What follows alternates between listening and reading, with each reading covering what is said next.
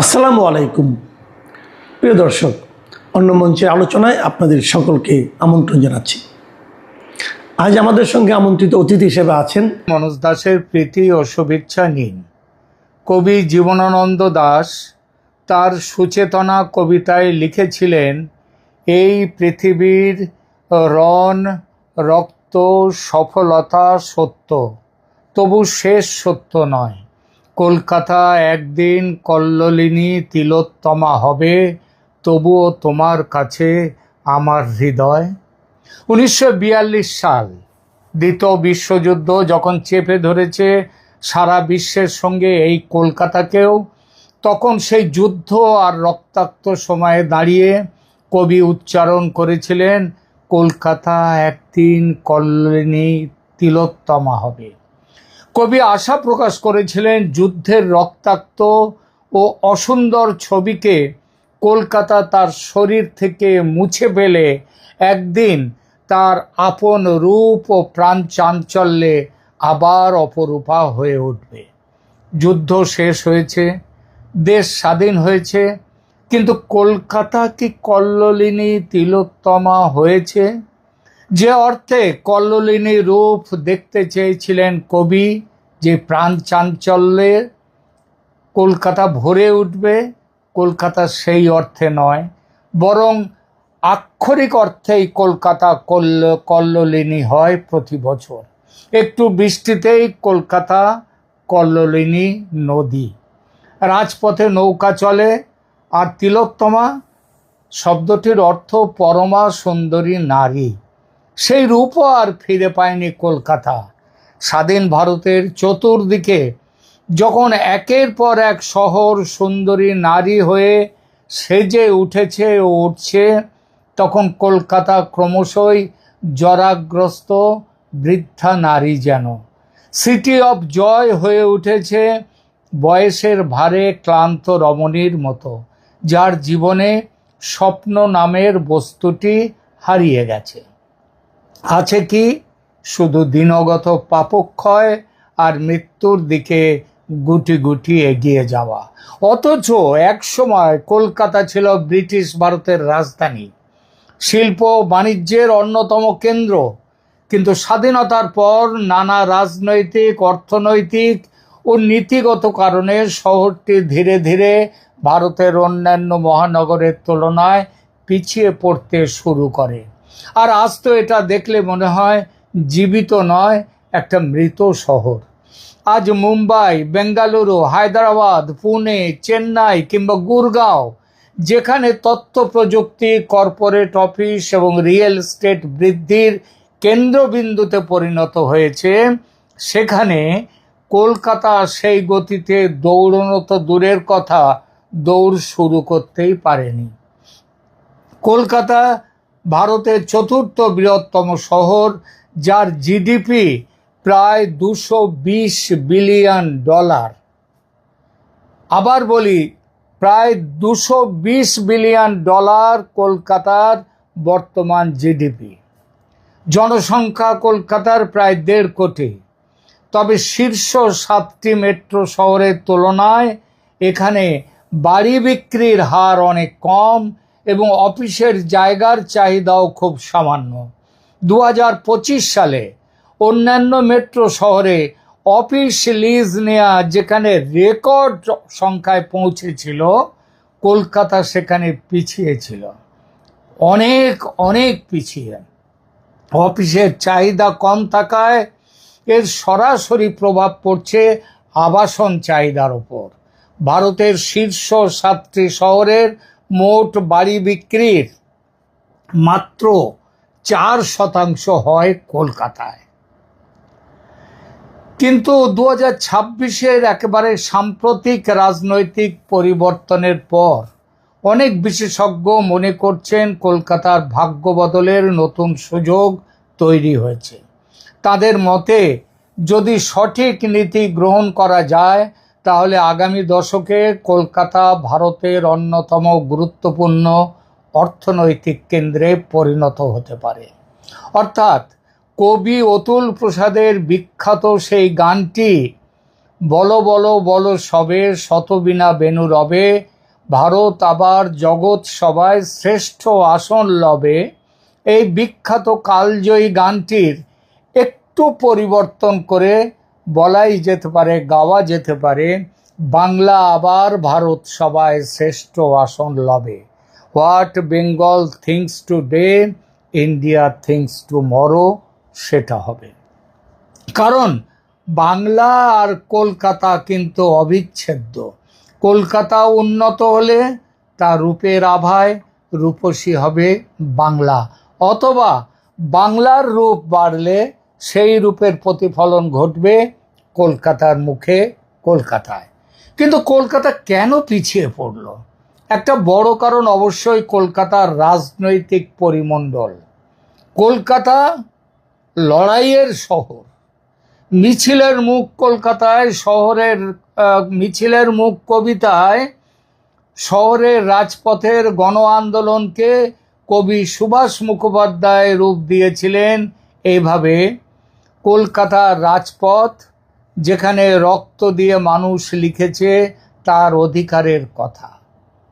অধিকার, রক্ত, হিংসা। অধিকার রক্ষার জন্য লড়াইয়ের প্রয়োজন অবশ্যই আছে, কিন্তু অধিকারের উল্টো পিঠে থাকে দায়িত্ব বলে একটি জিনিস। আর দায়িত্ব জ্ঞানহীন লড়াই কিন্তু ভালো করে না, বরং সর্বনাশ ডেকে আনে। কলকাতা তথা বাংলার ক্ষেত্রে সেটাই হয়েছে। অধিকার রক্ষার লড়াইয়ের চরমতম পর্যায়ে একটি মারাত্মক শব্দ জন্ম নিয়েছিল কলকাতায়, যার নাম ঘেরাও। শব্দটির প্রথম প্রাতিষ্ঠানিক ও ব্যাপক রাজনৈতিক ব্যবহার শুরু হয় কমিউনিস্ট বাংলায় 1967 সালে। প্রথম যুক্তফ্রন্ট সরকারের শ্রমমন্ত্রী এসইউসিআই দলের নেতা সুবোধ বন্দ্যোপাধ্যায় শ্রমিক আন্দোলনের অধিকার হিসেবে এই শব্দ পদ্ধতিটিকে প্রথম আনুষ্ঠানিকভাবে পরিবর্তন করেছিলেন। এর ফলেই তিনি রাজনৈতিক মহলে পরিচিত হয়েছিলেন ঘেরাও মন্ত্রী নামে। 1967 সালে যুক্তফ্রন্ট সরকারের শ্রমমন্ত্রী হিসেবে দায়িত্ব নেয়ার পর তিনি স্পষ্ট ঘোষণা করেন যে শ্রমিক ও মালিকদের দ্বন্দ্বে পুলিশ বা প্রশাসন মালিক পক্ষের হয়ে কাজ করবে না। তার নির্দেশে পশ্চিমবঙ্গ সরকারের শ্রম দপ্তর থেকে একটি আশ্চর্য রকমের ঐতিহাসিক সার্কুলার জারি করে। সেখানে কি বলা হয় জানেন? শ্রমিকদের ও শান্তিপূর্ণ ও ন্যায়সঙ্গত ঘেরাও আন্দোলনে পুলিশ কোনো রকম আইন শৃঙ্খলার অজুহাতে হস্তক্ষেপ বা লাঠিচার্জ করতে পারবে না। পুলিশ তখনই হস্তক্ষেপ করবে যদি সেখানে কোনো সহিংসতা বা শারীরিক ক্ষতি হওয়ার ঘটনা ঘটে। এই ব্যবস্থার ফলে কলকারখানার মালিক বা ঊর্ধ্বতন কর্তৃপক্ষকে শ্রমিকরা তাদের দাবি দাওয়া আদায় না হওয়া পর্যন্ত ঘরের মধ্যে, এমনকি বাথরুমে যেতে না দেয়া, খেতে না দেয়া, এই অবস্থায় ঘেরাও করে রাখতেন। এটা শুধু যে শ্রমিক কর্মচারীদের নয়, এটা স্কুল কলেজে পর্যন্ত একজন মহিলা প্রিন্সিপাল উত্তর পূর্ব কলকাতার কলেজে তার মৃত্যু হয় ঘেরাও রাখার ফলে। দীর্ঘ সময় ঘেরাও রাখে। এই হচ্ছে ঘেরাও। সুবোধ বন্দ্যোপাধ্যায়ের হাত ধরে কলকাতার চটকল ও অন্যান্য কলকারখানায় এই আন্দোলনের পদ্ধতি এতটাই সফল ও তীব্র রূপ নেয় যে বাংলা এতটাই তীব্র নয়,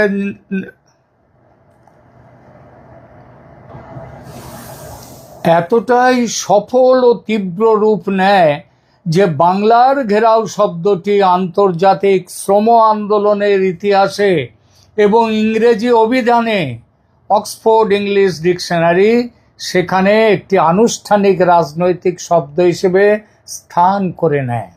বাংলার ঘেরাও এভাবে বিশ্ববন্দিত হলো বটে, তবে বাংলা চলে গেল উচ্ছন্নে। বাংলার শিল্পের মৃত্যু ঘণ্টা বাজিয়ে দিল ঘেরাও। পুঁজিপতিরা পুঁজি নিয়ে সেই যে বাংলা ছেড়ে পালানো শুরু করলো, সেই পলায়ন আর থামল না। বিশেষজ্ঞদের মতে গত কয়েক দশকে কলকাতার সবচেয়ে বড় সমস্যা ছিল পুঁজি বা বিনিয়োগের ঘাটতি।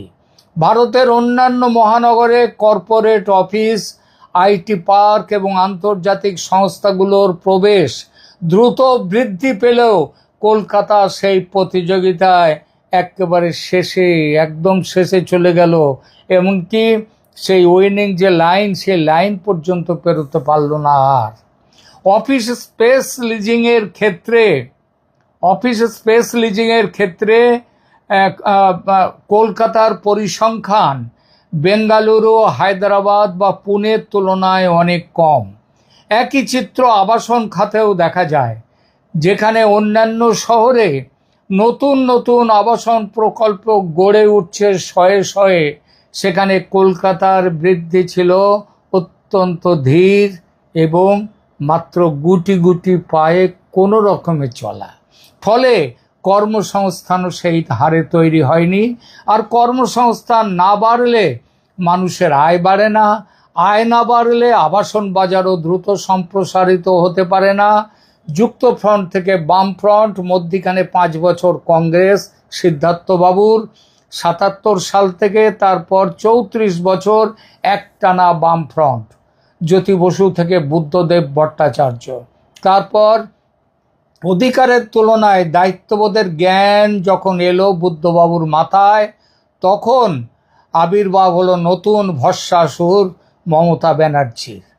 15 বছরে বামফ্রন্টের আইসিইউতে থাকা রোগীকে তিনি অন্তর্জলি যাত্রায় পাঠিয়ে দেওয়ার পর এবার মনে হচ্ছে ঈশ্বর অবশেষে মুখ তুলে চেয়েছেন হতভাগ্য বাঙালির দিকে।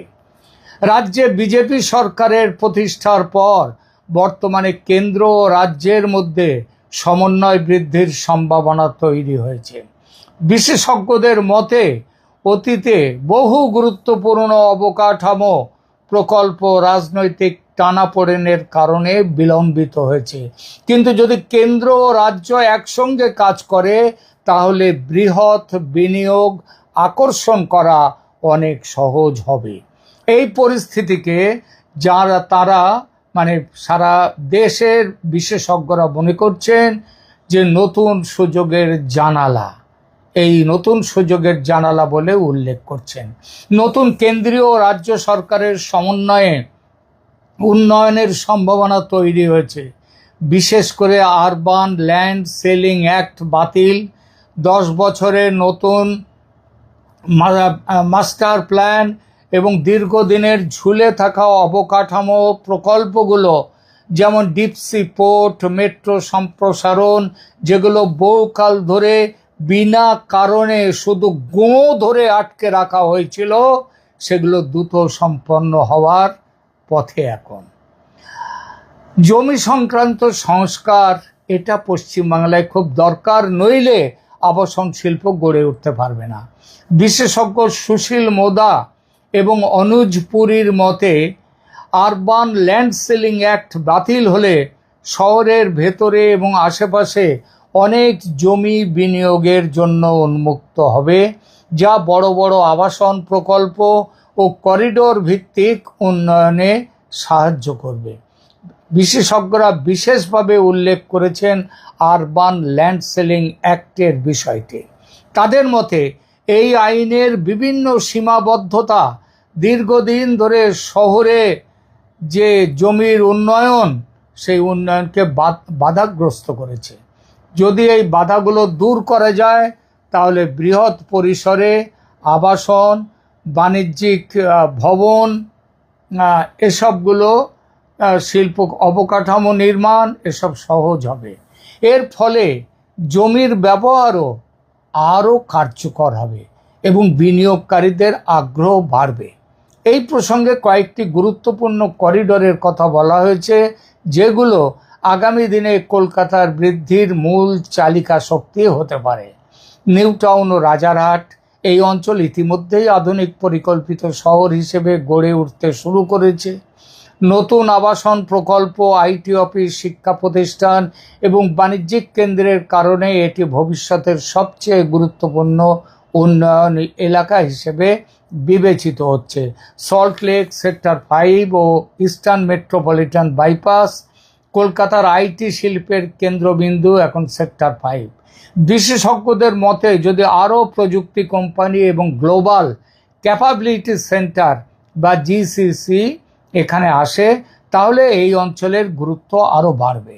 জোকা, বেহালা, দক্ষিণ পশ্চিম করিডর, মেট্রো সম্প্রসারণ এবং উন্নত যোগাযোগ ব্যবস্থার কারণে এই অঞ্চলও দ্রুত বিকাশের সম্ভাবনা রাখে। আগামী দশকে এই অংশে আবাসন ও বাণিজ্যিক প্রকল্পের সংখ্যা উল্লেখযোগ্যভাবে বাড়তে পারে। এই প্রসঙ্গে উঠে এসেছে কলকাতার বেশ কিছু প্লাস পয়েন্ট কলকাতার, যার মধ্যে সবচেয়ে বড় হলো কলকাতার সাশ্রয়ী জীবনযাত্রা। বিশেষজ্ঞদের মতে কলকাতার সবচেয়ে বড় প্রতিযোগিতামূলক সুবিধা হলো এর তুলনামূলক কম খরচ। বেঙ্গালুরু, মুম্বাই বা গুরগাঁওয়ের তুলনায় কলকাতায় আবাসন এখনো অনেক বেশি সাশ্রয়ী।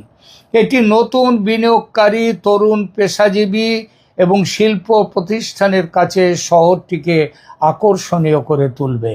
তবে তারা সতর্কও করেছেন, শুধুমাত্র জমির দাম বাড়লেই উন্নয়ন হয় না। যদি কর্মসংস্থান সৃষ্টি না হয় এবং শুধুমাত্র জল্পনা কল্পনার ভিত্তিতে সম্পত্তির দাম বাড়তে থাকে, তাহলে গুরগাঁওয়ের মতো অসামঞ্জস্যপূর্ণ পরিস্থিতিও তৈরি হতে পারে। সুতরাং অবকাঠামো উন্নয়ন এবং কর্মসংস্থান সৃষ্টি, এই দুই বিষয়কে একসঙ্গে এগিয়ে নিতে হবে। গ্লোবাল ক্যাপাসিটি সেন্টার ও প্রযুক্তি খাতের গুরুত্ব অবশ্যই। বিশেষজ্ঞদের মতে কলকাতার প্রকৃত রূপান্তরের চাবিকাঠি হলো উচ্চ মানের চাকরির সৃষ্টি। ওই বিশেষ করে গ্লোবাল ক্যাপাবিলিটি সেন্টার্স বা জিসিসি, আইটি কোম্পানি, ফিনটেক, গবেষণা ও প্রযুক্তি প্রতিষ্ঠানকে আকৃষ্ট করতে পারলে শহরের অর্থনীতি নতুন গতি পাবে।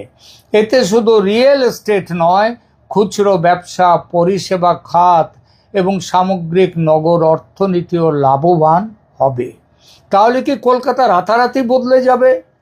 না, কারণ কলকাতার সামনে বিশাল সম্ভাবনা রয়েছে, কিন্তু এই পরিবর্তন রাতারাতি ঘটবে না। বেঙ্গালুরু বা হায়দ্রাবাদের বর্তমান অবস্থানে পৌঁছতে কলকাতার প্রায় 1 দশক সময় লাগতে পারে। অর্থাৎ এটি হবে দীর্ঘমেয়াদী রূপান্তরের পথ। সঠিক নীতি, অবকাঠামো বিনিয়োগ, শিল্পায়ন এবং কর্মসংস্থান বৃদ্ধির মাধ্যমে আগামী 10 বছরে কলকাতা আবারও ভারতের অন্যতম, শ্রেষ্ঠতম বলবো না, তবে অন্যতম শ্রেষ্ঠ গুরুত্বপূর্ণ অর্থনৈতিক কেন্দ্র হিসেবে গড়ে উঠতে পারেই, এবং সেটা পারবে।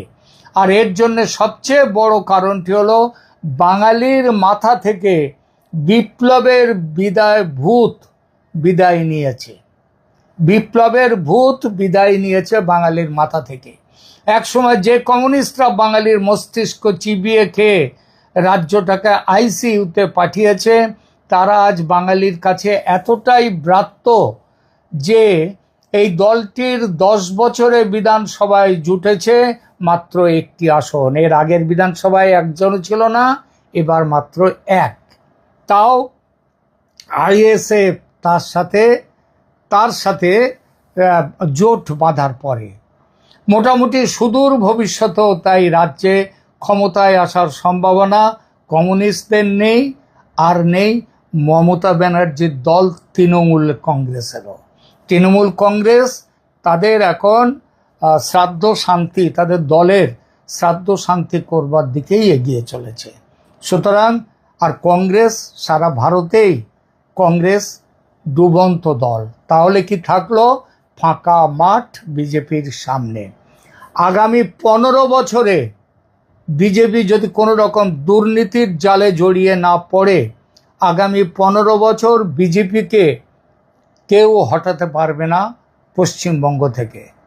ঠিকমতো খেলতে পারলে 15 বছর কেন, আগামী বহু বছরও বিজেপিকে চ্যালেঞ্জ জানাবার কেউ নেই। আর বিজেপি সরকার থাকলে পুঁজি আবার ফিরবে, কর্মসংস্কৃতি আবার ফিরবে। এই সঙ্গে বিশেষজ্ঞরা আরও বলছেন, মুম্বাই, বেঙ্গালুরু ইত্যাদি শহর যেমন ক্রমশ ছড়িয়েছে দূর থেকে দূরান্তে, বহুদূর, কলকাতাকেও তেমন ছড়াতে হবে। দরকার হলে তেমন পরিকাঠামো তৈরি করতে পারলে কলকাতাকে সুন্দরবন পর্যন্ত নিয়ে যাওয়া যেতে পারে। বিকেন্দ্রীকরণ করতে হবে উন্নতির পরিকাঠামো। বিজেপির থিঙ্ক ট্যাঙ্ক এ বিষয়ে যথেষ্ট সচেতন, এই অভিজ্ঞতাও তাদের যথেষ্ট।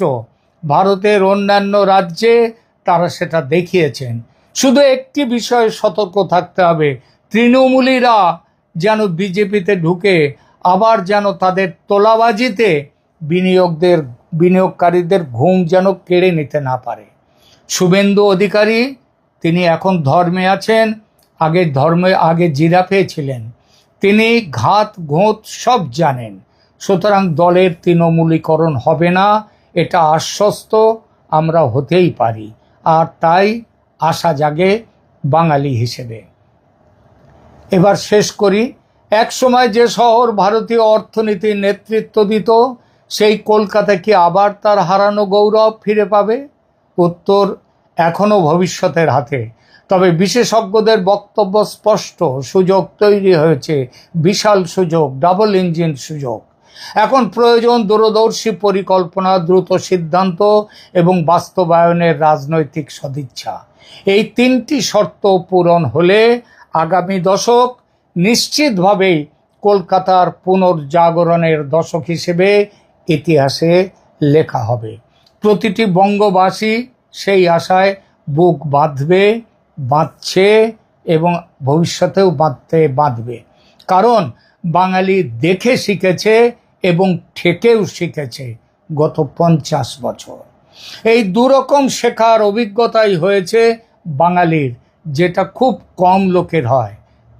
সুতরাং বাংলা এবার জিতবে।